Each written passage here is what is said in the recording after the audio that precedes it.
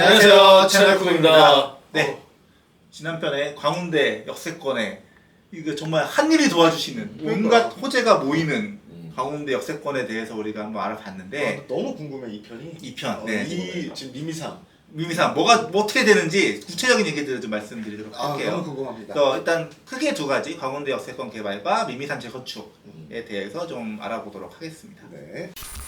근데 이제 나는 이제 계획가 입장에서 보면 개발 호재나 부동산 이런 것도 중요한데 나는 이제 계획의 실현 측면에서 보면 2013년에 저 성북석계 신경제과도 조성 지역종합계획을 수립을 했어.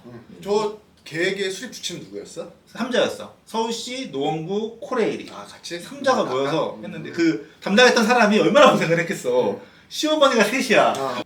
그 계획을 좀 한번 보도록 할게.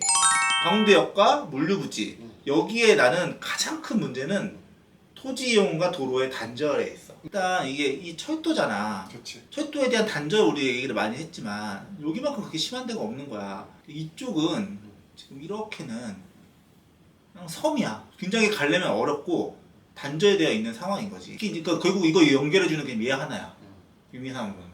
그러니까 그러고 이제 여기는 이제 동부간선도로 이렇게 가고 있지만 거기서 이제 차를 타고 접근해야 되는 거지. 여기가 이제 석계역이야. 석계역인데 여기가 이제 뭔가 이 동북권의 교통의 중심지 중에 하나거든. 근데 철도와 이다음에 이 북부간선도로가 짬뽕이 돼가지고 도대체가 길을 찾을 수가 없어.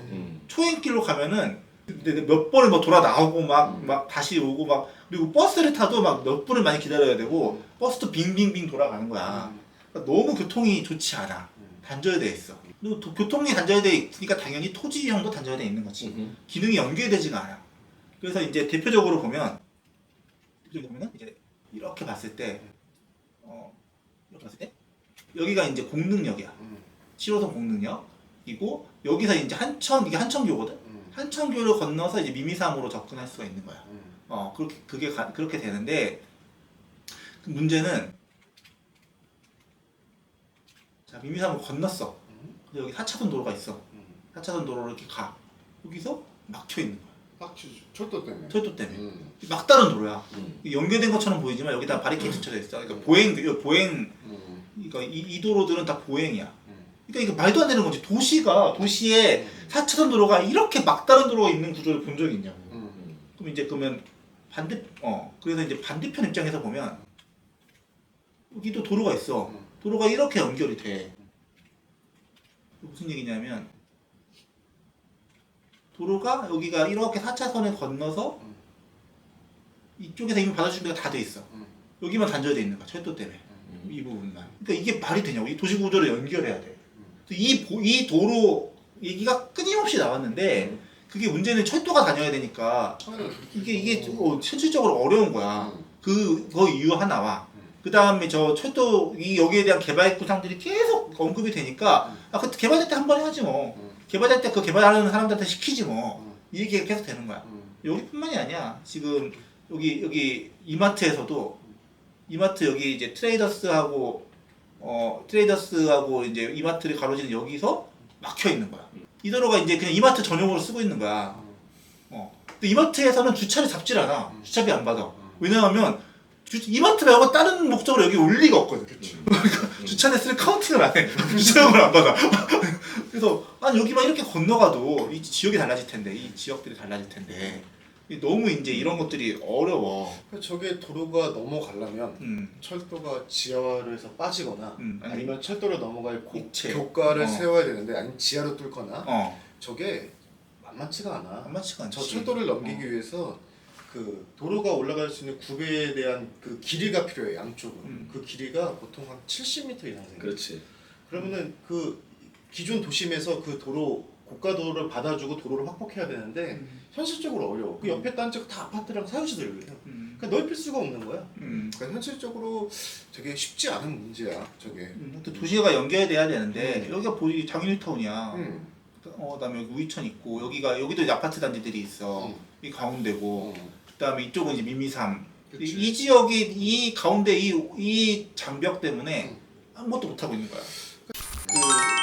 그때 2013년에 계획을 할 때도 당연히 이거를 알았으니까 이제 토지용 쪽으로는 이게 기능적으로 연결해야 된다. 개발을 해서 기능적으로 연결해야 된다. 특히 그때 이제 성북역사도 사전협상 하겠다고 들어왔고, 그다음에 여기 호레이 뭐 물류부지도 들어왔고, 여기도 이제 어떻게 재건축 될 테니 여기에 이런 도시적인 기능들, 여기 성북역사면 판매시설이 들어올 거고, 여기 뭔가 개발들을 해서 벤처타운도 넣고 성기업형 오피스도 넣고 뭐 판매 기능들도 넣어가지고 뭔가 중심지를 만들 수 있겠다라는 구상을 한 거지.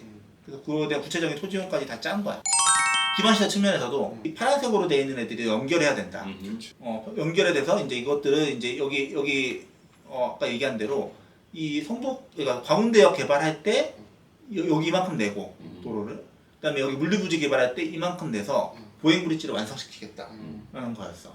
양쪽 개발할 때 각각 이제 만드는 거지. 기타 이제 이 연결되지 않던 도로들도 다 이제 연결시키고, 여기서 이제 이렇게 되는 도로 구상도 있었어.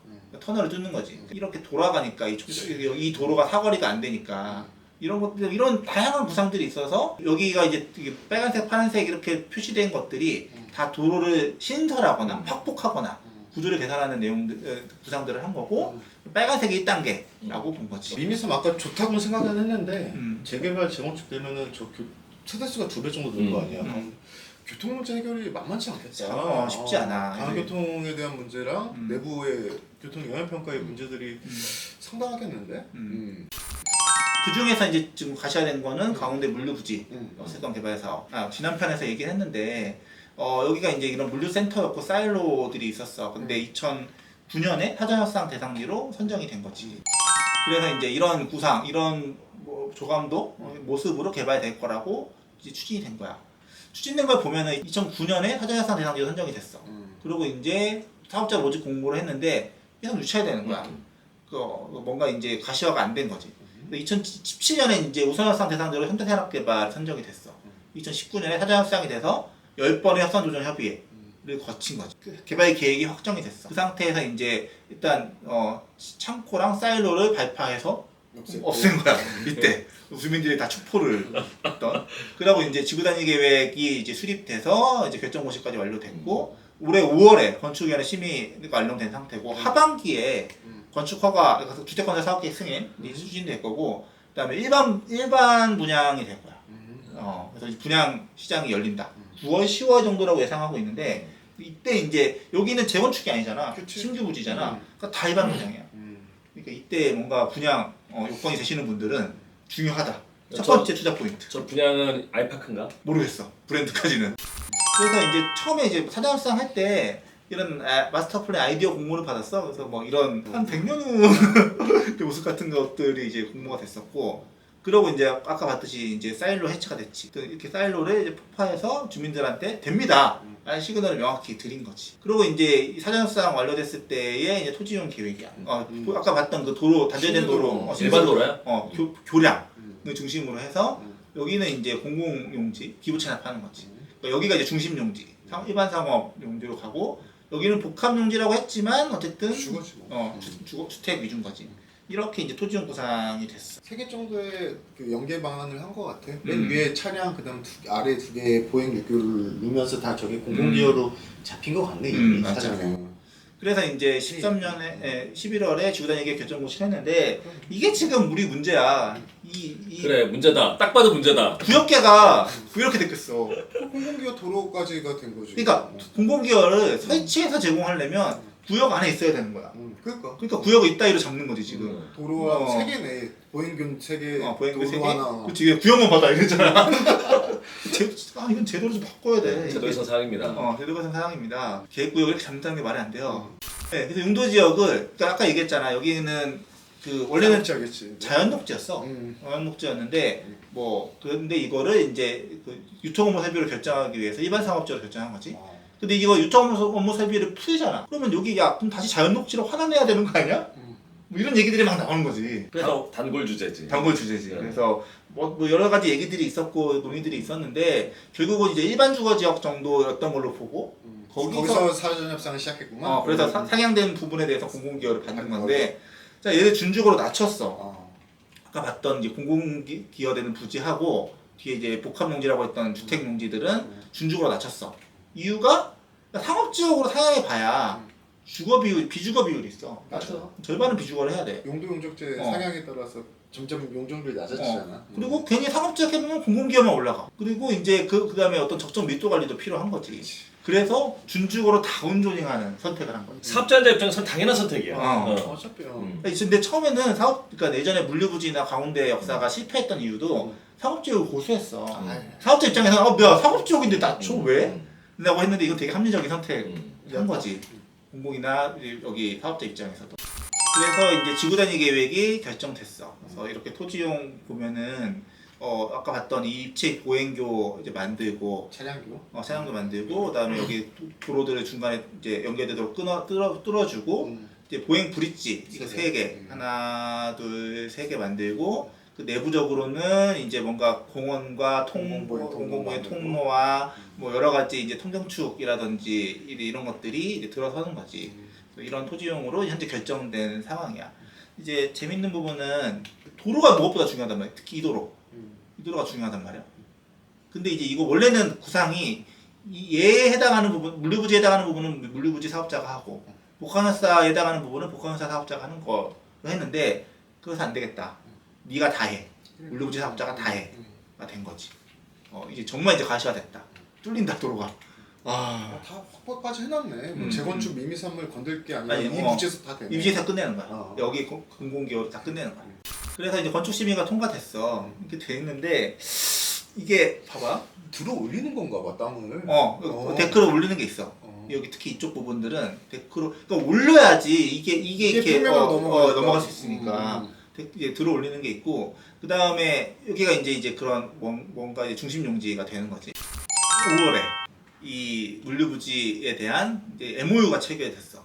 서울시와 노원구와 현대산업개발 3자가. 그래서 이제 대대적으로 홍보가 됐었는데 이분은 잘 알지. 이분은 잘 아시는 분이고 이분이 이제 노원구청장님. 여기가 이제 현대산업개발 이제 뭐 사장님이 같이 3자가 업무 협약식을 했어. 그래서 발표가 됐고. 그러니까 GTX-C 개통식도 하고 이것도 하고 막 기사가 엄청 뜨고 있는 거지.